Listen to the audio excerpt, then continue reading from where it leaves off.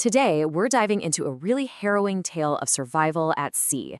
It's a story about a devastating shipwreck, a pretty shocking betrayal, and a group of teenagers who are just left to fight for their own lives. So, let's get right into it. I want you to really think about that, because this isn't just some thought experiment. For 6 teenagers aboard the sailing schooner Phoenix, this exact scenario, it becomes their terrifying new reality. Let's step onto the deck with them and see how this whole nightmare unfolds. Okay, so our story kicks off the morning right after a truly devastating storm. We start with Luke, and he's not waking up to an alarm clock. No, he's jolted awake by the shock of cold seawater in his bunk. The memory from last night is still incredibly raw, watching their captain, this huge 6'5" guy named Cascadon, just vanish into the waves. And then comes this chilling question from his friend Will. Is it just me, or is the water getting higher? Yeah, their nightmare is just getting started. And the damage, it is just catastrophic. This isn't some minor leak they have to deal with. The Phoenix is completely crippled. The main mast is literally snapped in half. The radio antenna is gone, so no calling for help. And the lower bunks, totally underwater. They are completely, utterly alone and helpless. And this is where we meet the first mate, Mr. Radford. When JJ asks if they should keep looking for the captain, this is Radford's reply. It's just so cold, so harsh.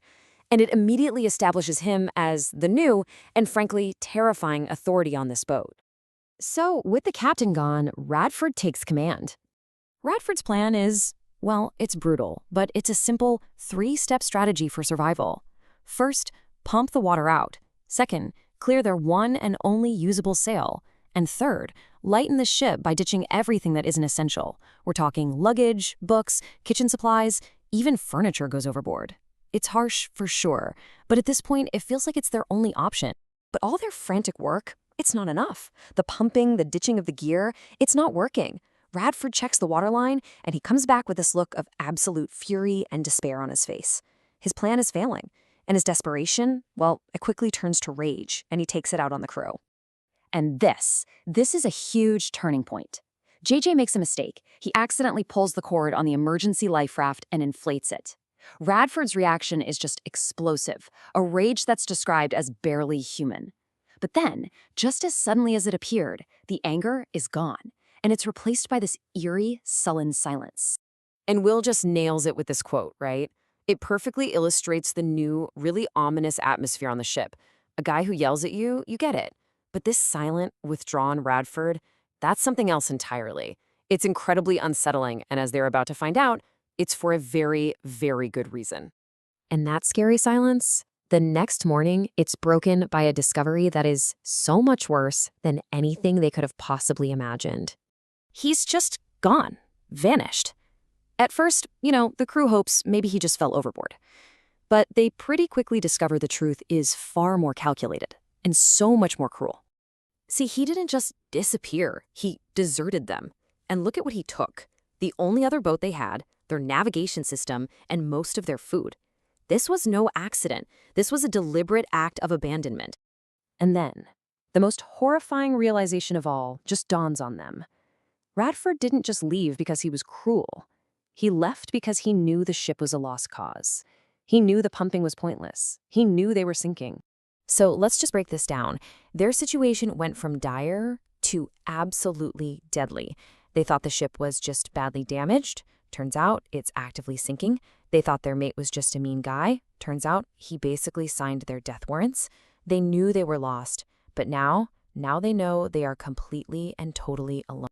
So now, with that horrifying truth out in the open, the crew is in a desperate race against the clock.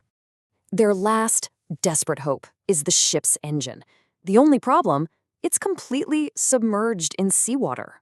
But Lyssa, remembering stuff from a school science project, takes on this impossible task. She's going to take it apart, dry every single piece, and then try to put it all back together again.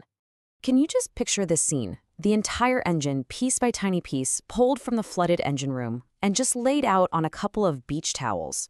As Will says, all I see is a huge pile of junk. The odds are just so stacked against them. But it's the only chance they have left.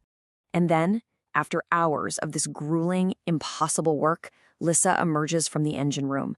She's done it. She's reassembled the whole thing, and for a moment, there is this spark of real hope. This could be it. This could be their salvation.